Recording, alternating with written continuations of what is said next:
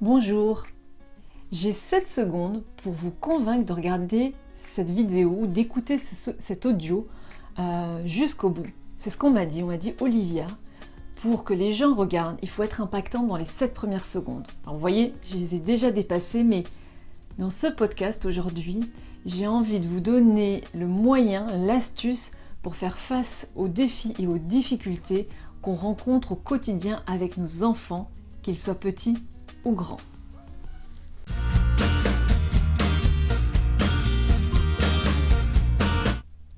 Je m'appelle Olivia Bordarier et j'ai créé ces podcasts pour les parents qui sont débordés et qui cherchent des informations, des solutions, des astuces pour être mieux dans leur tête et que leurs enfants soient mieux dans leur basket.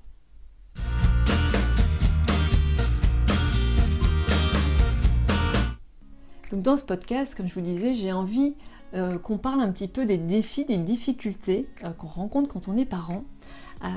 Et cette liste, elle peut être très longue, mais avant ça, il faut déjà comprendre que notre cerveau est câblé pour faire face aux problèmes à résoudre du quotidien. Il adore ça, ça le stimule.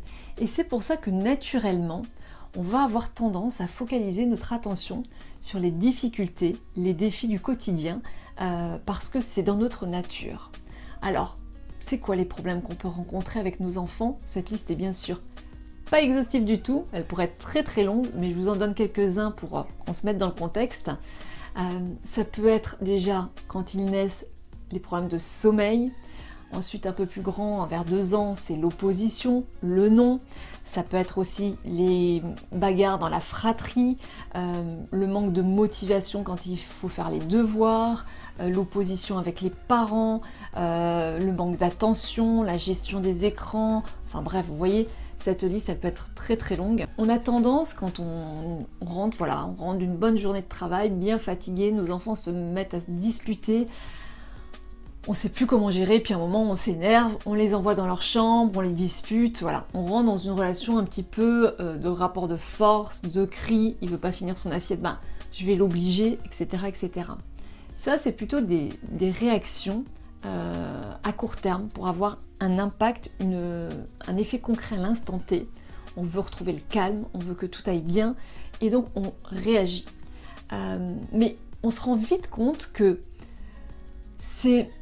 ça marche pas vraiment parce que ça revient, c'est incessant, et puis plus ils grandissent, plus on va dans des conflits, dans de l'opposition, et ça génère chez nous énormément d'agacement, de stress, de frustration, et puis on est vraiment fatigué par tout ça. Alors, comment on fait concrètement quand on est dans cette situation-là? Bien, juste avant de vous donner l'astuce, je vais vous faire référence à une étude qui était très intéressante. Il y a des personnes qui ont démarché des jeunes élèves, je pense qui étaient au collège ou au lycée, et ils leur ont demandé dans une liste de qu'est-ce qui était le plus important pour eux. Est-ce que c'était de réussir à l'école, d'avoir des copains ou d'être tout simplement heureux, bien dans leur peau, etc. Évidemment, la majorité des élèves a répondu avoir des copains, être bien dans ma peau, c'était essentiel. On est allé voir leurs parents et on leur a posé exactement la même question. Qu'est-ce qui est important pour vous? Et évidemment également, ils ont répondu la même chose, c'est que mon enfant soit heureux, qu'il aille bien, qu'il ait des copains, qu'il soit bien dans ses baskets. On est retourné voir les enfants et on leur a dit, d'après vous, qu'est-ce qui est important pour vous? Et là, les enfants ont répondu, dans la grande majorité, pour mes parents, ce qui est important, c'est que je réussisse bien à l'école. Et ça nous montre à quel point, comme on focalise notre attention sur des petites choses du quotidien, nos enfants ont des fois une vision erronée de là où on a envie de les amener. C'est naturel parce qu'on veut faire face aux fameuses difficultés du quotidien et on oublie souvent de les emmener vers là où on rêve qu'ils aillent. Et donc c'est ça que j'ai envie de vous proposer. Prenez quelques minutes, mettez en pause cette vidéo ou cet audio si vous l'écoutez en podcast. Et puis si vous n'avez pas le temps tout de suite, faites-le un petit peu plus tard. Mais prenez ces quelques minutes avec une feuille, un stylo et demandez-vous quels sont les talents, les compétences que vous voulez développer chez vos enfants. Qu'est-ce qui est important pour vous par rapport à eux? Où vous voulez les emmener quand ils vont être adultes? Vous allez vite vous rendre compte que on a finalement en tant que parents tous les mêmes aspirations pour nos enfants.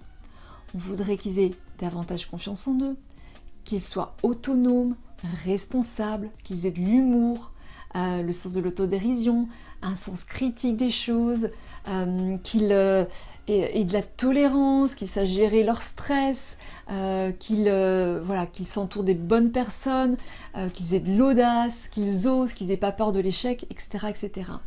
Et puis au final, pourquoi ? Parce que tout ce qu'on veut, c'est qu'ils soient heureux et épanouis une fois qu'ils seront adultes.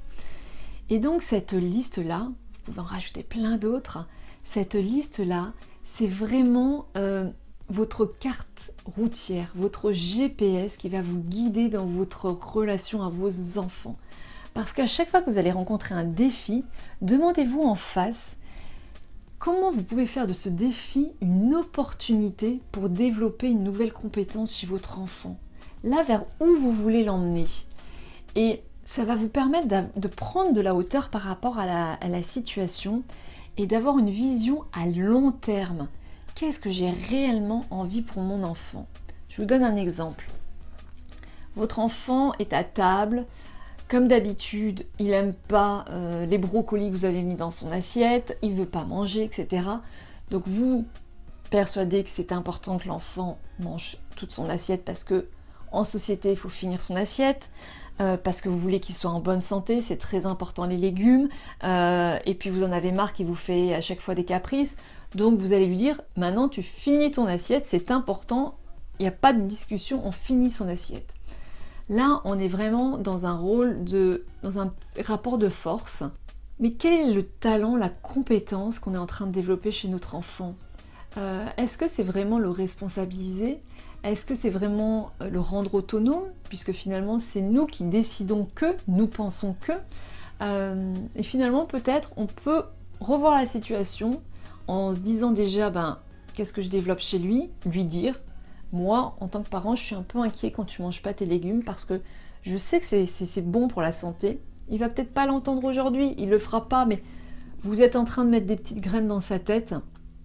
Et il va commencer à maturer, à réfléchir à tout ça. Vous allez être davantage à son écoute. Tu n'as peut-être pas faim maintenant, d'accord, mais il n'y aura pas un goûter dans 5 minutes. On le guide, on l'amène vers ce qui nous semble important et donc on prend un petit peu de hauteur.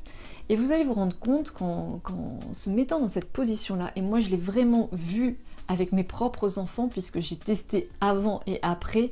Alors ça se fait pas du jour au lendemain, ça marche pas sur tout, ça n'empêche pas que nos enfants continuent à se disputer et à crier, ça fait partie de la vie, ils ont besoin de ça, ça fait partie de leur construction, mais il y a quand même beaucoup moins de rapports de force, de tension, de cris dans la famille. Les enfants deviennent de plus en plus autonomes, responsables, font leurs propres choix. Et tout ça, vraiment, ça contribue au bien-être de toute la famille. Donc j'ai vraiment envie de vous inciter, d'ici le prochain podcast, prenez ce temps, faites-vous votre liste des valeurs, des talents, des compétences que vous voulez développer chez votre enfant.